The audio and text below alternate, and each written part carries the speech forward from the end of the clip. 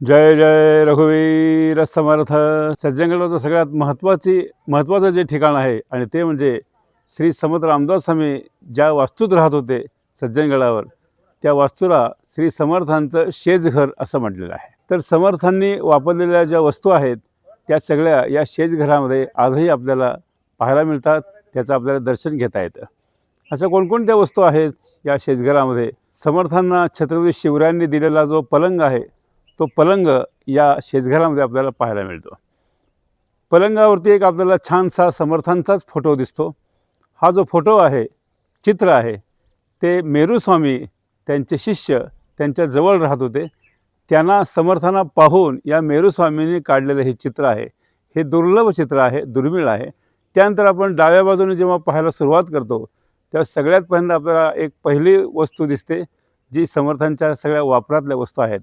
त्यात पहिली जी वस्तू आहे ती नवनाथांपैकी जे मच्छिंद्रनाथ होऊन गेले, त्या मच्छिंद्रनाथांनी समर्थ रामदास स्वामींना सोटा नावाचं हे शस्त्रच दिलेलं आहे. आणि शस्त्र म्हणण्यापेक्षा ही वस्तू दिलेली आहे. या वस्तूचा समर्थ रामदास स्वामी रानावरतून फिरताना त्याचा खूप मोठा उपयोग त्यांना व्हायचा. त्यानंतर या सोट्याच्या शेजारी आपल्याला दुसरी वस्तू बघायला मिळते आणि ती म्हणजे कुबडी आणि तलवार हे बघायला मिळतं. समर्थांची उंची किती होती या कुबडीवरून आणि काठीवरून पण लक्षात येते. या मच्छिंद्रनाथांच्या सोट्याच्या शेजारीच समर्थांची ही कुबडी आपल्याला पाहायला मिळते. आणि आपण जर बारकाईने पाहिलं तर तिथे एक फलक आहे की या कुबडीत तलवार आहे, असा फलक आहे. सज्जनो हो, या कुबडीमध्ये ही जी तलवार आहे ती गुप्त रूपाने आहे. त्या कुबडीच्या उंचीच्या एवढीच ती तलवार त्याच्यामध्ये आहे. ती गुप्त आहे म्हणून त्याला गुप्ती असं पण म्हटलेलं आहे. अत्यंत धारदार हे शस्त्र आहे. आणि हे शस्त्र समर्थांच्या जवळ सातत्यानं असायचं, कारण समर्थ रानावनातून जंगलातून फिरायचे. त्याचा तो काळसुद्धा विचित्र होता. सगळा आपल्याला माहिती आहे मोंगलांचा काळ होता.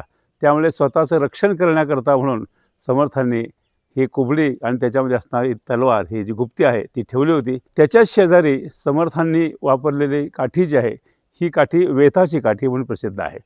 या काठीची उंचीवरून आपल्याला समर्थांची उंची किती होती याचा आपल्याला निश्चितपणे अंदाज येतो.